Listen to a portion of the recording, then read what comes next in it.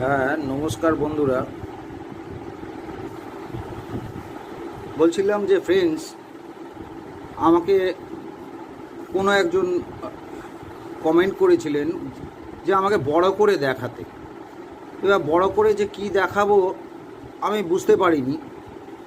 তবু আমি সিম্পলভাবে যেমনভাবে আমি দেখিয়েছিলাম লাগানো শেখা, আমি আজকে দেখাবো যে কেমন করে পুরো জিনিসটা তৈরি হচ্ছে, সিস্টেমটা কেমনভাবে। একই ভিডিও তো দুবার পাঠানো যায় না।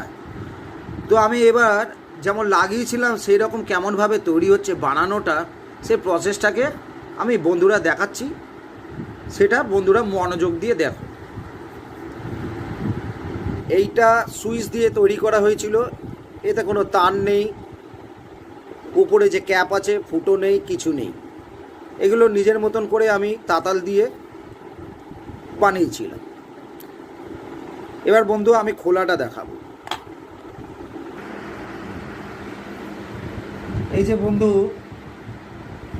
আপনারা দেখছেন যে এটা একটা পাউডারের ডাব্বা, যার কোনো ফুটো নেই, মাথায় কোনো কিছু নেই। এই হলো ডাব্বার ক্যাপ। এই ডাব্বাটা ফুটো করে আমি হোল্ডার বসিয়েছিলাম।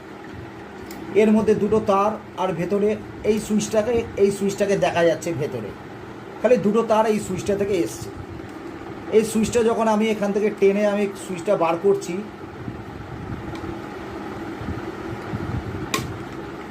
এই সুইচটা পুরোপুরি বেরিয়ে চলে এলো।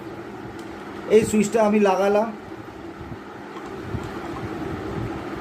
এই জায়গাটা আমি কেটেছিলাম ফুটো করে সুইচটা বসানোর জন্য। আবার সুইচটা এমনি লেগে গেল। যদি আমি এখানে কানেকশান করব, তো এই বাল্বটায় আমি যখন এখানটায় লাগাবো,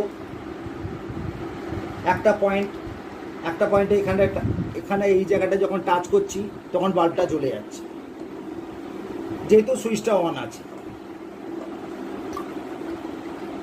এটাই ব্যাপার, অন অফ সুইচের কোনো ব্যাপার নেই, এটা ডাইরেক্টই জ্বলে যাচ্ছে। সেই রকমই বন্ধুরা আমি